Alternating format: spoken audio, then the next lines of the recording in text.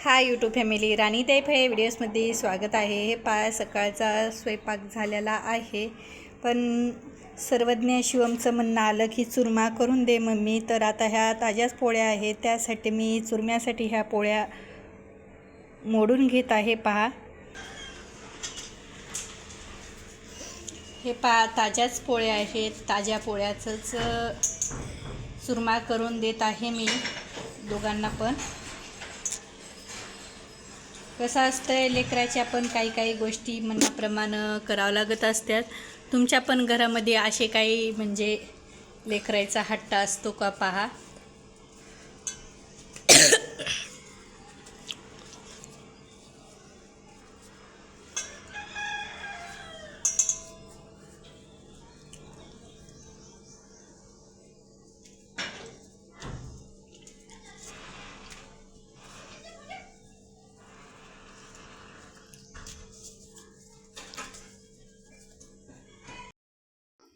हे पहा, आता मिक्सरला मी मस्तपैकी हे दळून घेते चुरण्यासाठी.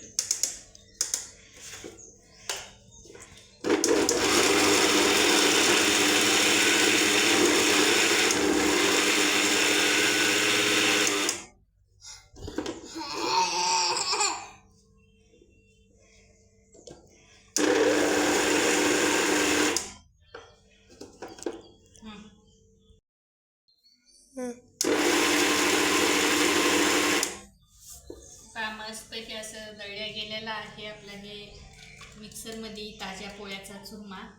चुरमा खाऊ का? चुरमा करेन बाळा, तू म्हणल्या म्हणूनच करून द्यायले ना. नाही ना, चुरमा नाही आवडतं करायले ना.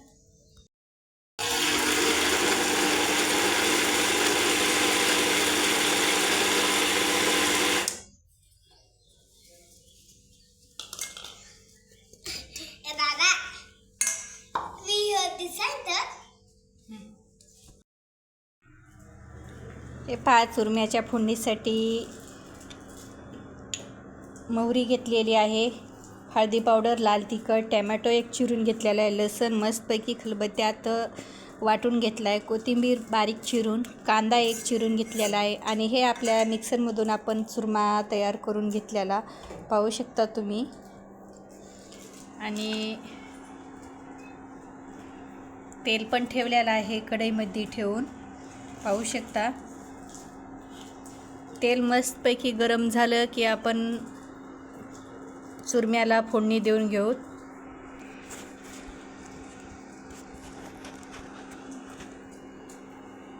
तेल मस्तपैकी गरम झालेलं आहे. हे पहा, मोहरी टाकून घेतली, मस्त तडतडत आहे. मोहरी तडतोड लागली की आपल्याला लसण टाकायचं आहे. लसण टाकून घेते मी.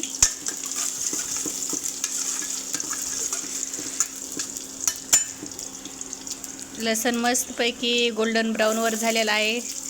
लसण झाला की कांदा टाकून घेऊ.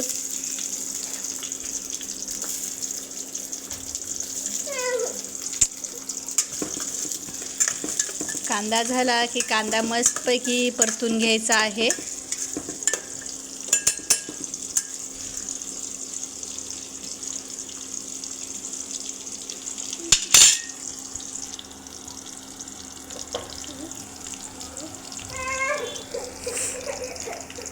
हे पहा, कांदा मस्तपैकी गोल्डन ब्राऊनवर भाजून घेऊ. हे पहा, कांदा मस्तपैकी गोल्डन ब्राऊनवर झालेला आहे. कांदा झाला की आता आपण या ठिकाणी टॅमॅटो ॲड करायचे आहे.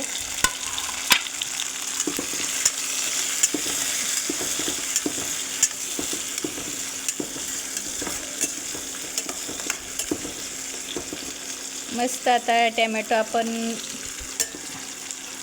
झाकण ठेवून घेऊ आणि वाफ काढून घेऊ, बारीक होतेत मग. हे पहा, आता आपण झाकण काढून पाहू शकता किती मस्तपैकी हे आपले टॅमॅटो आणि कांदा सॉफ्ट झालेला आहे.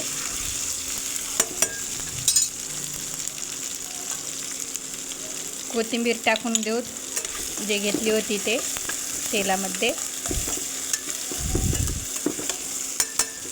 कुणाकुणाच्या घरामध्ये असं म्हणजे चुरमा खाल्ल्या जातात किंवा करतात नक्की सांगा. मी असं करत असते कारण की आज म्हणजे समजा सकाळची पोळी असेल तर संध्याकाळी करते, संध्याकाळची करत असेल तर सकाळी करते. पण आजची फरमाईश शिवम सर्वज्ञाच्या म्हणण्यानुसार आहे. हे पहा मस्तपैकी आपली फोडणी झालेली आहे. तर आता आपल्याला हे चुरमा टाकून द्यायचा आहे याच्यामध्ये. चुरमा झालं की याच्यामध्ये चवीनुसार मीठ हे मिठाचा अंदाज तुम्ही तुमच्या कमीच टाका, कारण की आपण पोळ्या करताना मधात मीठ टाकतो, म्हणून पोळीचा अंदाज